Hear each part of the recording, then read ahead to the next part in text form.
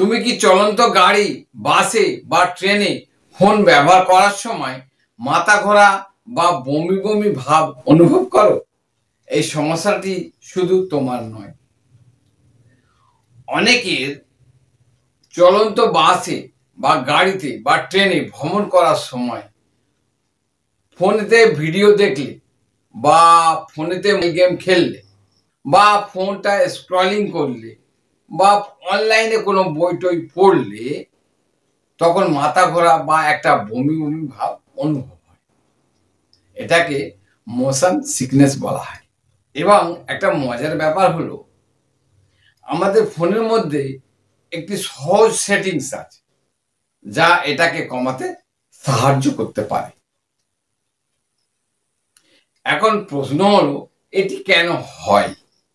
যখন তুমি চলন্ত গাড়ি, বাস বা ট্রেনে ভ্রমণ করার সময় তোমার ফোনেতে ভিডিও দেখো বা কোনো মোবাইল গেম খেলো বা জিপিএস ফলো করো, সেই সময় তোমার চোখ তোমার ফোনের চলমান স্ক্রিনের দিকে তাকিয়ে থাকে।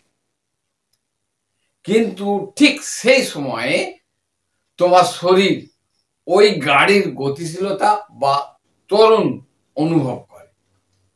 তোমার চোখ ও তোমার শরীর দুটো আলাদা ধরনের পরস্পর বিরোধী একটা সংকেত তোমার মস্তিষ্কে পাঠায়।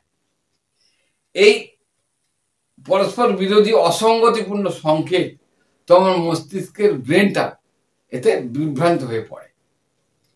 ফলে তোমার মাথা ঘোরা বা বমি বমি ভাব অনুভব হয়। কিন্তু এর সমাধানটা খুবই সহজ, যেটা তোমার ফোনের মধ্যেই আছে। এজন্য তোমার ফোনেতে যে রিডিউস অ্যানিমেশন অথবা রিডিউস মোশন বলে যে ফিচার একটা আছে, ওই ফিচারটিকে শুধু কেবলমাত্র অন করতে হবে। এই জন্যে তোমার প্রথম ফোনের সেটিংসে যাও, তারপর অ্যাক্সেসিবিলিটি, তারপর রিডিউস অ্যানিমেশন, তারপর এই ফিচারটিকে অন করে দাও। হ্যাঁ, তবে এটা মনে রাখতে হবে, যদি এই ফিচারটি তোমার ফোনের মধ্যে দেখতে না পাও, তাহলে তোমাকে সেটিংসে গিয়ে সার্চ বারে এই ফিচারটির নাম লিখে সার্চ করলে তুমি পেয়ে যাবে।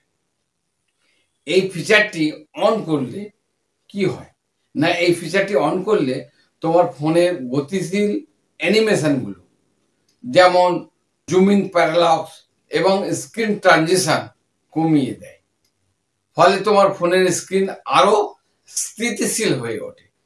এর ফলে যখন তোমার শরীর গাড়ির গতিশীলতা অনুভব করে, তখন তোমার চোখকে ওই মোবাইল স্ক্রিনের গতিশীলতার সাথে ক্রমাগত খাপ খাইয়ে নিতে আর হয় না। ফলে তোমার ব্রেন আর ওই ধরনের পরস্পর বিরোধী মিশ্র সংকেত পায় না। তোমার ব্রেনকে আরামদায়ক করে তোলে এবং অসুস্থ অনুভবকে কমিয়ে দেয়।